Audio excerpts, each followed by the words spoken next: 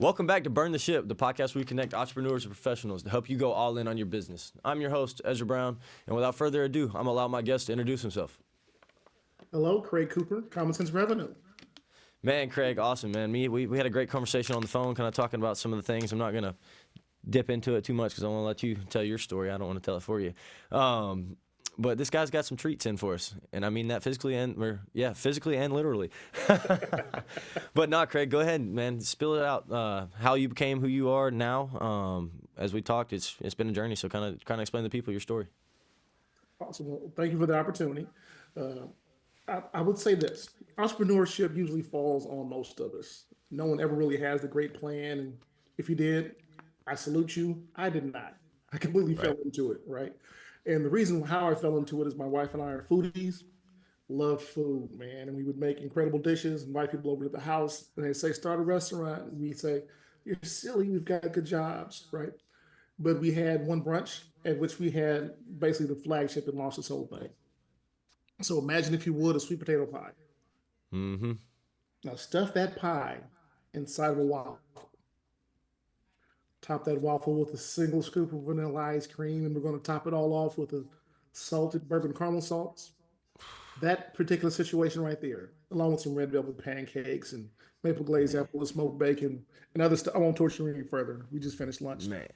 But all of those items, we had a brunch, and friends around the house, about 20 or so.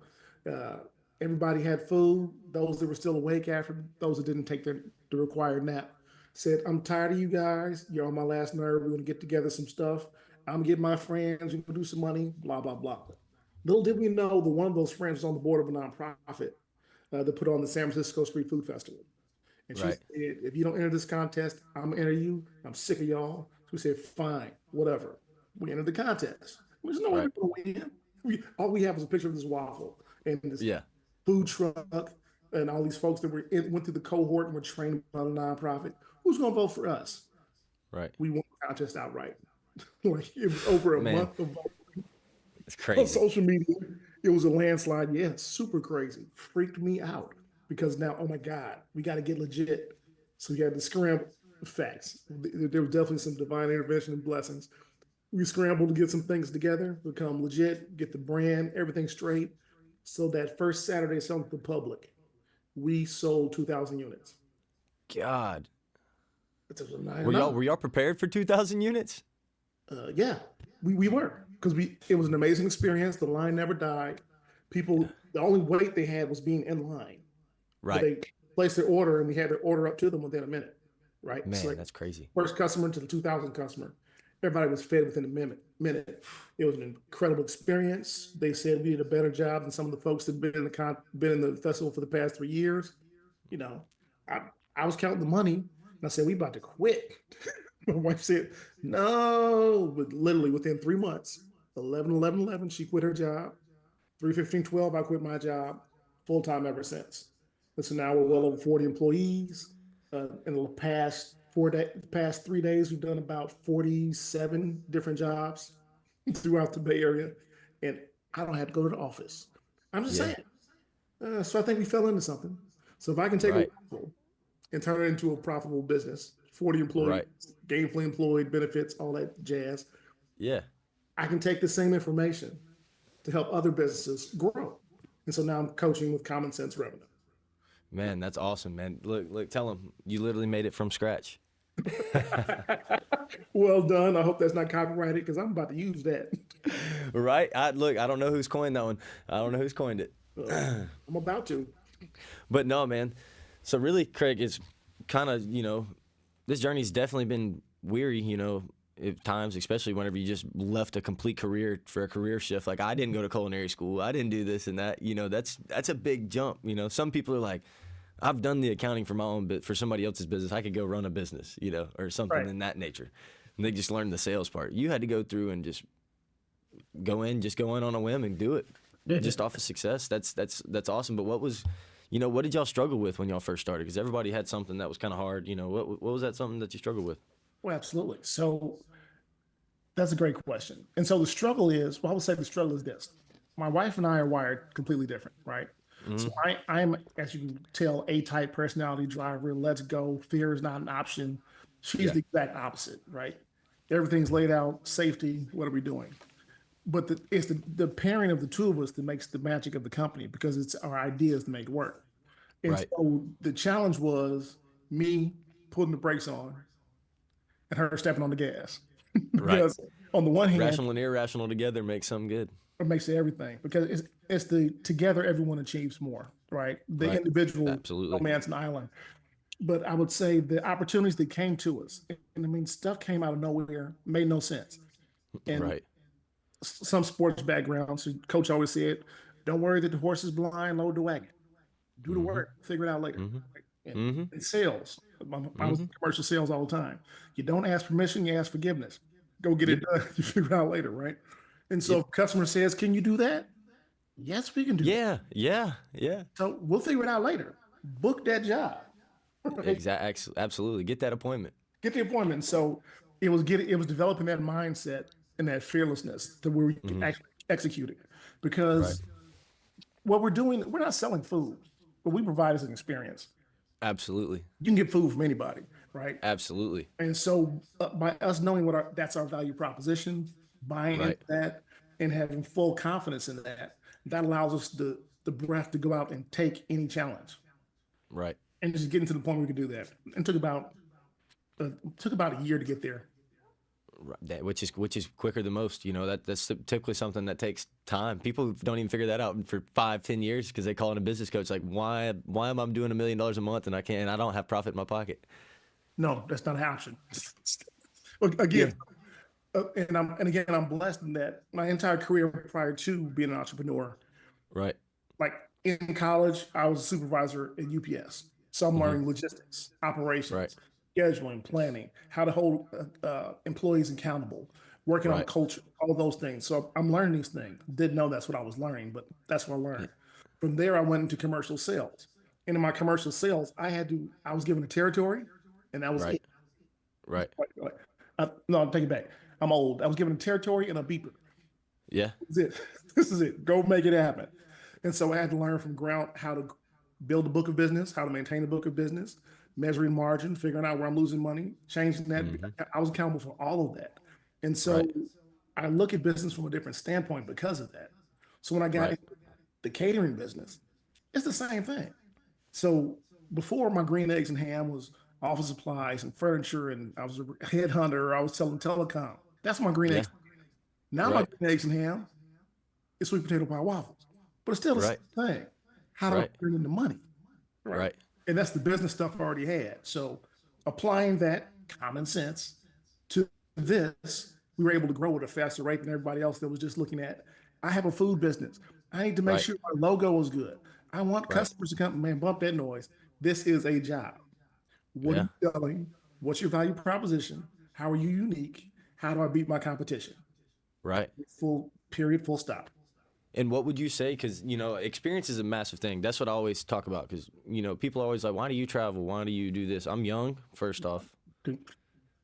Congratulations. I'm gonna go and do it if I can. Like that extra $500 isn't gonna change my life right now. I'm gonna make it. You know, I'm still saving money, but I'm traveling. I'm gonna go do it because why not go for a weekend or go for a couple days to somewhere and make that happen? But like you said, an experience. So I'm in the food. I eat good food. That's what I like to do. That's where I spend my time is traveling and good food. And maybe a cold beverage or two. Need a couple cold snacks.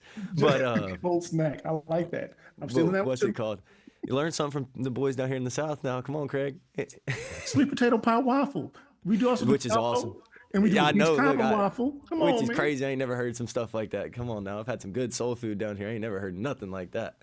That's one Yes. thing. I told my mom whenever we got the call, I was like, you're going to have to make this for Christmas. But no, where I was going is kind of what made y'all's experience different. Like, you know, like what did y'all do to kind of make that experience different? Great question. Great question. And so for us, and again, my wife and I, her government name is Pinky. So Pinky and I, so if I say Pinky, you know what I'm talking about. It's all about the experience, right? And when the experience, when you go to a restaurant, it's not just the food. You look at the ambiance. Right. So for us, we boiled it down to 3 elements: food, service, presentation, right? If these 3 things are present, all the time. Those are the three legs that it stands Hmm. on, right? Yeah. And so for us, that's what we want to make sure we have happen. So our aesthetic from a presentation, how the team Right. looks and their presentation, how the food is served, what are the vessels we use. If there's a buffet, Right. we call it the table scape. It's not just a line of chafing dishes. You ring a bell, come and get it, and have pigs come to a trough. No, we make it look pretty so you feel excited about what's going on, right? So Right. floral arrangements and whatnot. So it elevates the situation. The food styling. So it's not just all the food's not the same color. Hmm. So there's contrast, there's garnish, right? So the contrast and garnish allows your eye to see it differently. So you get Opens excited. opens opens up some receptors in the brain. Aha, way to taste the soup. Exactly. And then the service. I can't tell you how many corporate events I've been to. I've seen the servers all looked dead, the freaking walking dead, dead Hmm. faced, miserable. They hate to be there. And that energy is Hmm. getting in the food, which is why you leave there with an upset stomach. I don't want that. Right. And so our Right. team, the way Man, that's good. That's a good one. I like that. I like that. I'm just saying I like that. that's how I look at it. And Yeah. so our team, the way we even operate is service doesn't start with the customers in front of the house. Hmm. Service starts back of the house. So we're having a good time. Literally, we're joking. We're making everybody feel good, and we're Right. lifting the energy up. So that positive energy leaves from the kitchen, the servers, and that spills out onto the customers. Everybody, Absolutely. everybody feels warm, inviting. You feel like you went to Big Mama's house, Grandma. You feel that's what I want everybody to feel, right? So the Hmm. food service and presentation all go together to make you Right. feel good. And when Right. you're feeling good and the food tastes good, you remember this event as the best one you ever had. You remember that caterer, and by Yeah. accident, you're gonna call us back. We're gonna Yeah. taste the soup. Yeah, absolutely, man. That's awesome. That's kind of, and like you said, the three legs. That's what I preach whenever I get up and give 60 seconds at networking groups. I preach our three legs, which is service, rate, service, price point, and functionality. There you That's what go. I do. There And you I'm go. like, man, that's awesome because I ain't. That's you're the first person I've heard say that besides us here. That's pretty good. That's pretty good because we all say it. We're all like reciting books here. We all can recite the same thing. It's just whoever's going to get it the most at the time. Exactly. That's how it goes. But you know, you've been in corporate sales world. You know how that goes. Facts. You know exactly how it goes. You got the ones, you get your one, your two, and your three, and you got your fleet. Correct. but Correct. Correct. but no, man, that is awesome because I can relate to that very well because my dad's the type of person that will get up and leave a restaurant because of something like that. Like for Yeah. service is the biggest thing for him. He could have the food come out cold, but if he's had great service, he'll eat it, and not say a word. But if he's had terrible service, he'll get up, he'll let the food come out and be like, "Hey, I don't even want this. It took, whatever. Just not the right thing." But I mean, it happens, like, because he was a server for a long time, so he understands how it was. He's like, "Man, it's just not how you treat people if you want to do it." And then he's in relationship business now, so he's like, "You think somebody wants to come buy things from me, but if Right. I'm not going to be relatable to them or I can't do this and that," and I'm like, that makes a lot of sense. And I guess that's why I've been wired the way I am my whole life too, is because of them. But that is a blessing because everything is relationship sales. Right? We just don't process it as such, but You're right. everything's relationship sales. So until you recognize that and that you take that red pill and recognize what's going on, Mm-hmm. constantly walking through the matrix blind, Yeah. you run over. Then yeah, absolutely, and it happens to people all the time. 'Cause then you'll see somebody, we see it all the time. You see that one person that comes in and they're there for 3 weeks, and you're like, that they didn't understand though, because you don't know it unless you start digging under the surface with anything it is. It don't Facts. matter if it's wiring somebody's heat and air unit into their house. You know what I mean? It's just something like taking a tire off a car and putting a new one on. It's all those things you don't know what you're doing in that sense. Facts. But the relationships are huge. And then you guys, do y'all have a physical location or is it just the catering? We just cater. Really? Yeah, we just cater. So So we've and done then go ahead. yeah, what would you say for events wise? How many staff members does it take for y'all to cater an event? An average event for y'all. How many caterers do y'all send out? Each event is unique, right? So we Hmm. can have an event where we're just doing a drop off delivery. Depending upon if it's over 100 people, we're gonna have to send two people out because a lot of food, and that's very Right. right. Yeah. But if it's full service, it's going to depend upon how many buffet tables we have. If it's 150 people, we're going to need to have two different buffet tables. One person can serve two items per. Then you have to have a runner to going back and forth to replenish. So it depends. So you can have a Hmm. team of 12. We once did an event for 4,000 people. So that team we had 40, right? So Yeah, it just that's depends. crazy. We've done intimate dinners for two. We send a team of two people out there for that. So it depends. But we Yeah, want to make yeah, sure the goal is the scope of the service determines how many people we send, because right, we don't want to send too few people so that one guest feels neglected. We right, want to make sure we have enough people, not that you feel like swarmed and stalked, but you have to be taken care of. And usually the right. That ratio is about 12 people per server. okay. That's awesome. Okay, that's okay. Y'all got it broken down. That's a lot of trial and error too. I'd assume in there. Facts. Man, that's awesome. And then what would you say like for that? What would you say like y'all's bread and butter event is? Like what are y'all's bread and butter events that y'all do? That Besides, I know it's catering obviously, but like what is y'all's bread and butter where that's y'all's most served events? man, that's a great one. That's a hard one to answer. Okay, so there are two trains of catering, right? You have Hmm. private events, weddings, Hmm. anniversaries, quinceañeras, birthdays, funerals, bar mitzvahs. Did I get weddings? So all that's on the private Which side, would right? be the side of Baby it that showers. I know for being ignorant to the topic of like of that backside of it. Okay, so there's that one side, and on Uh-huh. that side, we tend to do more birthdays, weddings, and bridal showers or baby Okay. showers, right? So there are a lot more on that side, Right. but that's not nearly as much as what we have on the corporate side. So on the Uh-huh. corporate side, we have all hands days, we have mixers, we have banquets, dinners. Like it's so much on the corporate side, it's ridiculous. Like the Right. 7,000 that we have Huh. a professional basketball team here in town. We serve the home team every game. We're serving the team, right? That's the That's event. awesome. But we send three people, but that Yeah. counts, right? Now, when the visiting teams come, we're feeding them as well on the other side of the arena. So we send That's one awesome. person over there. So it just depends because every job is different. Look, all money ain't good money, but Yeah. good money. But if make money, it makes Absolutely. sense. So we're gonna figure it out. Yeah. Because everybody's got an ideal. You got your ideal people that you want to work with. You know what I mean? True. Just it just depends on who it is for you. It partially, right? And again, Yeah. again, going back to that service aspect, we know that we're very, very fluid. Like I love Bruce Lee, not Right. just because he was amazing with kung fu, but I love his philosophy. The man Right. thought, right? Water's in the Hmm. cup, the cup. So being fluid, and that applies for me. That applies to how I do business and lead. So Yeah. from a sales standpoint, and we're looking at service, we can say these are the 8 things that we do. This is our niche. Hmm. Our niche is not the food. Our niche is the experience we provide. So Right. if our niche is experience, we're not stuck in a box. The Right. customer tells Yeah. our first question is, what's the experience you want your guests to have from your event, right? They tell us what they have in mind. Now we Yeah. build the event based on that, and we put all the ingredients in, and we bake it from scratch, and that's what Yeah. happens, right? Yeah. And it changes every time. But the beauty of it is, it keeps our team fresh because you can't go in on autopilot. This is different. Right. So now they're Yeah. paying attention. Now, they're paying attention. They work differently. They're moving differently. Right. The minute it becomes routine and rote, you start slipping. The Yeah. minute you start slipping, you're not hungry, you lose, and the competitors come and take your lunch. Yeah. No, So whenever y'all going into that, that's a really good point that you make of how that goes about is kind of how do y'all prepare your team for that? Like how are you preparing your team for that experience? Because I know it's probably, or well, actually, are you the one out there selling it now, or you got people in house you trust now that do it for you, that are vetting them now for you? great question. We now have a sales team. Okay. So of those 40 people, we have three of them are now on the sales team.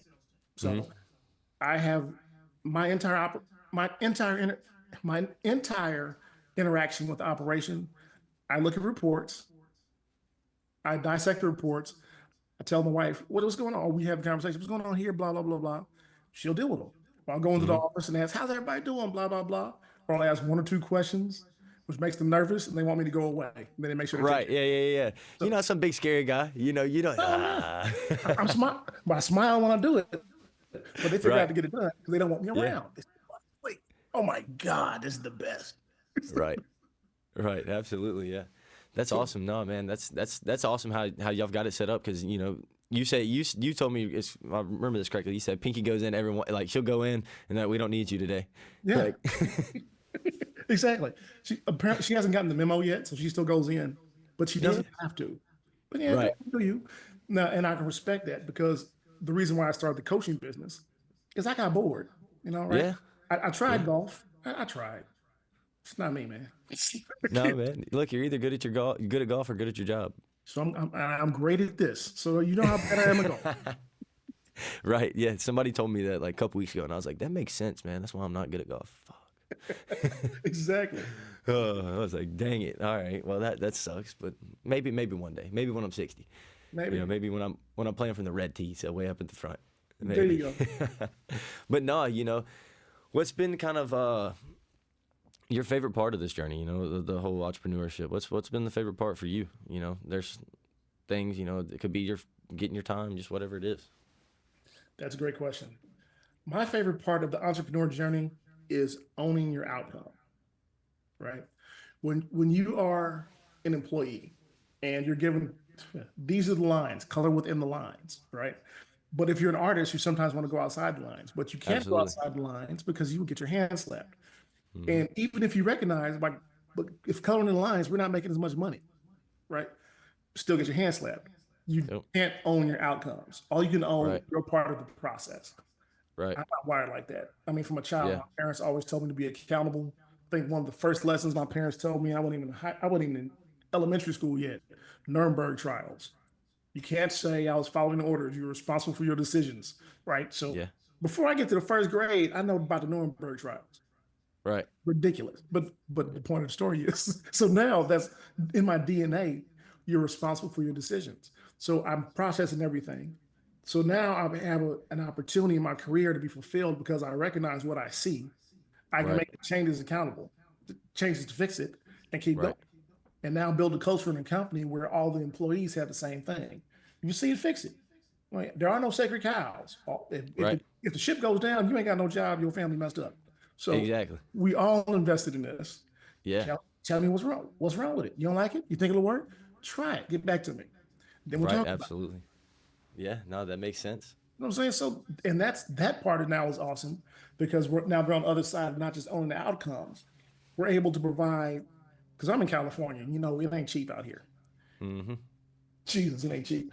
But at the same time, Y'all, we're starting to feel it over here in Atlanta from the same thing. Like rent at a one bedroom apartment is $2,200 right now. oh, y'all getting close. Y'all getting close. Yeah. Yeah, it's terrible. It's terrible. Terrible. No, Hate so it's very similar, right? But I can feel good in that this job, which people say catering is an entry level job, we're Right. providing better than minimum wage. Yeah. We provide a living wage beyond because I have young people making six figures Yeah. in catering. I mean, dude, they are not even 30 years old, taking home more than six figures Yeah. from a freaking waffle. Come on, man. I'm sorry, I get Yeah. excited. Let me back up. But Look, no, but that's that awesome made me though. feel I good. feel I feel it though. You can feel it. It's infectious. Like you can feel, and that's probably why y'all were so successful to start out. You know what I mean? And do you hire any of the people that get hired now, or no? You let them. They I'm just not move even up. involved in the process anymore. We You have hired somebody 5 years ago, and then you just took off. It's just been out and about. pretty much. So as we That's hi- awesome. as we hired people and we hired good people and recognize what they Yeah. are, man, their abilities, we made room for them, right? Right. So what do you want to do when you're here? And it was all open slate because it was basically a startup environment, right? If you're in Yeah. the startup world, everybody's doing everything. You find where you slot best and you go there. It was the same thing here. And as Right. people manifested, they were awesome. Put them in those roles, and now Yeah. you own it. We train you up. You own it. I'm out the Right. way. I do not micromanage. Yeah. That's No. awesome. No, that's awesome. That's why people work hard for you. That's why it's successful. Because they don't want to be people. Most people don't want to be micromanaged. You know that from No, they don't. you know that you knew all these things, which is probably what forged you into being who you are now. Is you've experienced all these things. You're like, I'm not doing those things. I'm gonna do it this way, and they'll see how it works. Preach. Yes. Yeah, that's awesome. And have you guys thought about expanding, like We have, outside of California? we have, and it's the logistical challenges of expanding outside of California. And it's also the financial challenges in California. Once we go beyond 50 employees, whole different situation with the taxes. So we're trying to figure that out now because our next opportunity exposes itself in Southern California. Yep. And well, actually, we have opportunities. Southern California, they presented themselves in Louisiana and the Atlanta area. First off, y'all would kill in the New Orleans market and the Atlanta market. It would kill, like actually feast. Yeah, look. I know I enjoy going to New Orleans. I love doing Mardi Gras. All I do is walk around and eat. I Yeah. stay, and when I go to Atlanta area, I go by the Real Milk and Honey because I do enjoy them peach cobbler biscuits. Look, God is good when you do. Anyway, I digress. So I'm aware of it. look, And yeah. look, Poor Calvin's big cakes. Yeah, man, I like food. Don't play. Look, build you a big old pad in Tennessee, no property taxes, and then start expanding everywhere. But I don't like the Tennessee Vols. I can't be around all that orange. Nobody does. We don't like them here. I Everybody can't be. lives there is funny looking. Oh man, they might be customers one day. I can either confirm or Yeah, deny. me too. I got the owner of my company's a Tennessee fan. He's not inside right now, but he'd be peeking in the window over here looking at me if he heard that. That is hilarious, and I'm sorry for him as well. Yeah, me too. I'm a Tide fan though, so it might hurt your feelings. No, look, I enjoy good. I enjoy good football, and this was a bit down year for you. Y'all get it together. Yeah, we'll figure it out. It's what's unfortunate. But no, man, this is kind of what I ask always too, kind of towards the end of the conversation, is really what do you want to do with your time? What do you see that next step with you? What does your time look like? Okay, what am I doing with my time? My next step. So this is now my new baby, and I'm Hmm. really investing in this to get it so I can spread and share this information. Right? If I get hit by a bus tomorrow, or I catch the COVID, and I'm that all this information that I've learned, all this that helped build Pinks is gone, and nobody Right, else benefit from it. That's not a good legacy. So right, it's proven to work. I want to help others because the rising tide raises all ships, right? absolutely, And all these small businesses are the backbone of the gross domestic product of the United States. If I can impact my community in such a way that all the small business owners are getting their money right. and getting their time, increasing the quality of their life, I will be making a positive impact on my community. So I have a mission in the next 5 years to turn this one into a multi seven figure business where I almost don't have to do anything. At which Right, point, man. That'd be awesome. I might take up golf or I'll just be doing some traveling because I hear Turks and Caicos is nice. Very, very, very. See, I ain't been there yet. That's crazy. I Well, got see, we're close to the Caribbean, so we go. Everybody here goes to the Caribbean all the time, and it's not too expensive for all inclusive stuff. oh, good to know. I'm checking that out. Maybe Look, you can go to Mexico. You can go to Cancun, Mexico and Tulum, Mexico for $1,000 for a week. yeah, I'm aware of this. Yes, yes. Yeah, okay. I was about to say that's closer to y'all's side, y'all's part of town over there. No, yeah, I've been there in Hawaii, but I'm here in Turks and Caicos, so I gotta go. I gotta go experience that. Dominican Republic, Turks and Caicos, Aruba, anything right there in that island chain. Bahamas is probably the nastiest of all of them, but it's my favorite. But but here's the thing: it's awesome. And even going back to what you said earlier, Yeah, have the money you spend it on the experience. yeah, All of your experiences, your collection of experiences, are help what shape and form you as an individual. It changes hmm the way you make decisions, what you see, what you absolutely. feel, right? So the more you know, break it down as I said. If knowledge is power, your ignorance is somebody else's strength. So the more you know or experience, the more powerful you become. Don't Right. cheat yourself, treat yourself, right? Yeah, absolutely. And then think about this.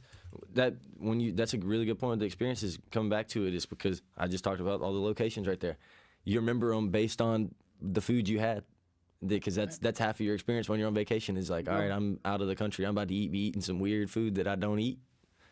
You know, like Yes, exactly. they have different FDA rules than we do. So no telling what is in our food and that's not, and then they're in their food. So it's That's true. always different. That's So true. you never know. Like you're drinking a Coca-Cola in Mexico, you're like, that doesn't taste like a Coca-Cola to the house. Or you're drinking one of the DR, it's different.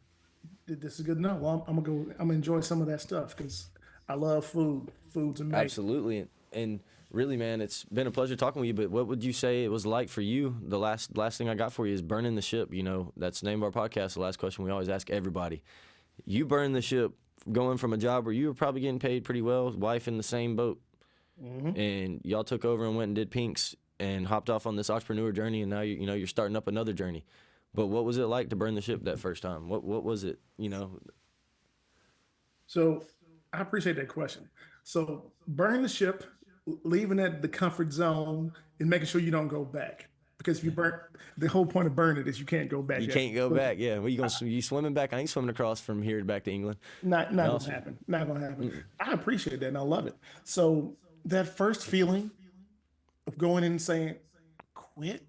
Well, okay, so let me back up first because at the food festival, before that even happened, because that was Yeah. 6 months prior, Right. I saw in that day when the line never stopped and we had 2,000 customers and everybody 3 seconds of the happy place and we're counting the money. I knew then that we were on to something. Mm-hmm. I knew we had something. And I told her that day, we're gonna quit and do this. Yeah. I'm not a genius. I do have a master's in common sense. We about to quit and do this. Yeah. That's awesome. Right? She said no, but the phone never stopped ringing. And I Yeah. didn't cover this part. During the food festival, her job that voted for her let her go. And she got a new job at Twitter within the same week. So she never missed a check. So she started Twitter right after the food festival. But she Right. spent at least 2 hours a day in the hallway on the phone. Hello, this is Pinks. Mm-hmm. Because we were always working the catering. Right. She was only at Twitter for 3 weeks. I mean, Right. 3 months. She was at Twitter for Yeah. 3 months before she quit. Man, when I went in to say I quit, bye, Felicia. Yeah. I got something I know is gonna work Yeah. because we'd already proven it. We've been in it. Right. So, yeah, ain't no fear. Ain't no when you see it's gonna work Man. and you build in the numbers to make sure it works. Yeah. Here's where a lot of side hustlers go wrong. They don't build into their financial plan for the job to pay for them. Mm-hmm. Build themselves into the equation. Food costs, operating costs, salary. They don't put themselves in that salary. I Right. paid myself. I put myself in Yeah. the salary so that it could Yeah. replace me. And then we Yeah. build it so it can replace others, right? Until you do that, you're not making money, so you can quit. Man, playing for that money so you can quit. Yeah. That don't feel good. Yeah. I'm That's sorry. awesome. I get Man, it. that's Yeah, awesome. man. Craig, man, that's been awesome talking with you. Man, leave the people with your last word. I'll give you the last word for the day. I don't know if I got any left. Okay, so here's let's try this.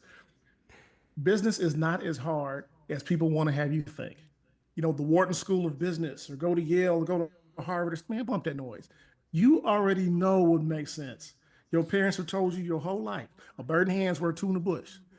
Translation: you got a customer, you better keep them. It's cheaper than chasing two what you don't have. You know what I'm saying? It's a whole lot of that stuff that you're in dominoes. All money ain't good money. You think it's good, but you better do the math, figure out if you're gonna make money with it. Yep. All this stuff exists. You played Monopoly. You know Boardwalk's the big one. That's the big elephant. But you don't wait how often you're gonna hit that one. You better invest in the ones we get paid off. That come on, you know what to do. Business is common sense. It's not hard. And you too can get your piece of the American dream. If I did it, again, I'm not a genius. I do have a master's in common sense. You too can get your piece of the pie. Man, that's awesome, Craig. Thank you so much, man. And burn the ship. All right. Thank you.